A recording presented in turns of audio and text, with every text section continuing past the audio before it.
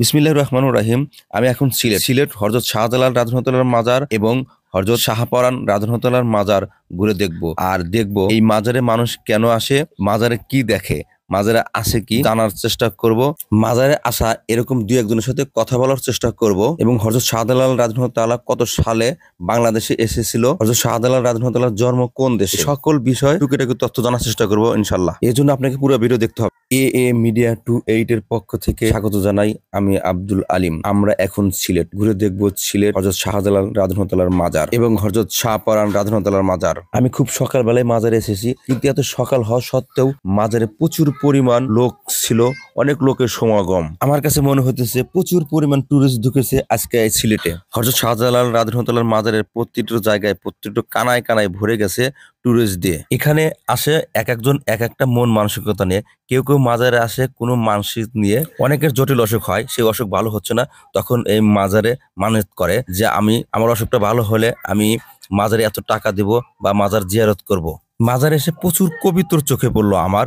এখানে অনেকগুলো কবিতরকে অনেকজন খাবার দিচ্ছে বিভিন্ন নিয়ত করে। এক একজন মানুষের মনের ভিতরে এক এক ধরনের চিন্তা চলে। মাজারে মানত করা, মাজারে সেজদা করা কতটা যুক্তিসঙ্গত আমার বুঝে আসে না। যেহেতু সবকিছু দিনওয়ালা আল্লাহ, তাই কোনো কিছু চাইতে হলে সরাসরি আল্লাহর কাছে চাইতে হবে নামাজের মাধ্যমে। মহান আল্লাহ তাআলা আমাদেরকে সঠিক বুঝ দান করেন, আমিন।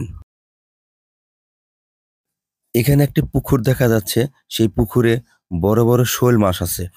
অনেকে দেখছি এই শোল মাছকেও কিছু খাবার দিচ্ছে নিয়ত করে। আহারে আফসোস, এই শোল মাছের কোনো ক্ষমতা নাই কিছু দেওয়ার, সবকিছু দিওয়ালা আল্লাহ। আল্লাহ কেবল দিতে পারে আমাদেরকে। তবে আমার কাছে মনে হয় মানুষ জানার জন্য এরকম মাজারে আসার দরকার আছে। যে ব্যক্তি এখানে ঘুমিয়ে আছে তিনি ইসলাম প্রচারের জন্য সেই ইয়ামান শহর থেকে বাংলাদেশে এসেছিল 32 বছর বয়সে। হযরত শাহজালাল রাদিয়াল্লাহু একা এসেছিলেন না, 360 জন সঙ্গী সাথী নিয়ে এসেছিলেন। হযরত শাহজালাল রাদিয়াল্লাহু পুরো নাম শেখ শাহজালাল কুনিয়াত মুজাররত। প্রায় 7000 বছর আগে হযরত শাহজালাল রাদিয়াল্লাহুর যুগ ছিল, কিন্তু বাংলাদেশের মানুষ এখনো তার স্মৃতি বয়ে বেড়াইতেছে। এই মহৎ ব্যক্তিদের স্মরণ এবং শ্রদ্ধার সাথে স্মরণ করব কিয়ামত পর্যন্ত।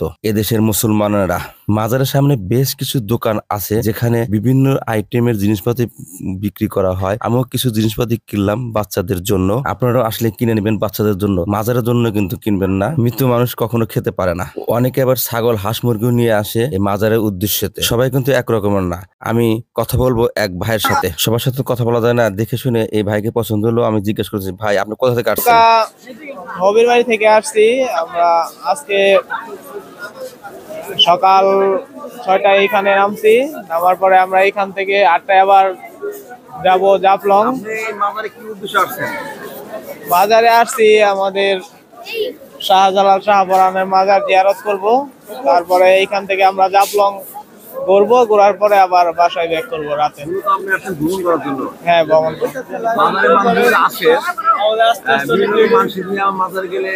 সন্তান হয় না বা কোনো একটা জটিল অসুখ আছে, এটা সারে না দেখে আমি এখানে আসছি, এরকম না, আমি কোনো মানসিক নিয়ে আসি নাই। আমরা ভ্রমণের জন্য আসছি। অনেকে আসে, বেশিরভাগ মানুষ মানসিকের জন্য আসে এখানে। তবে আমার এরকম কোনো উপলক্ষ নাই আর কি। আপনি কি বিয়ে করছেন? হ্যাঁ, আমার ওয়াইফ আসছে, আমার সাথে আমার ফ্যামিলি আসছে। আপনি কি ওয়াইফ সাথে নিয়ে আসছেন? জি জি। ঠিক আছে। জি ভাই, আপনি কোথা থেকে আসছিলেন? জি, আমি বালুকা থানা ময়মনসিংহ জেলা থেকে, পাড়াগাঁও গ্রাম। কিভাবে আসছিলেন? পিকনিক না? না, আমাদের এলাকার বায়ান ছেলেরা সবাই মিলে আসলাম যে মাজারটা দেখব এবং একটু মানে কি পরিবেশ পরিস্থিতি এগুলো আর কি দেখার জন্য আসছি। আমি একটা কথা জিজ্ঞেস করি, অনেকেই আসে মাজারে নিয়ত করে, যেমন জটিল কোনো অসুখ থাকলে সেই অসুখটা যখন ছেড়ে যায় এই নিয়তে আসে, অথবা কারো সন্তান হয় না বা এই ধরনের টাইপের মানসিক করে আসে। আপনারা কি এরকম টাইপের কোনো কিছু নিয়ে আসছেন? না না, আমরা মানসিক করি নাই, বরং তিনি এই মাজারের যে মানে হযরত শাহজালাল উনি বলে অনেক আল্লাহ ভক্ত ছিলেন, এই জন্য আর কি দেখতে আসলাম যে আল্লাহ তাআলার ওলিরা, আল্লাহর একটা ওলির মাজার। এটা ঠিক আছে, এটা অস্বীকার করা যাবে না। উনি ইয়ামেন শহর থেকে আসছিলেন 32 বছর বয়সে। জি জি, এইগুলো 360 জন সঙ্গী সাথী নিয়ে জি এই বাংলাদেশে আসছিলেন।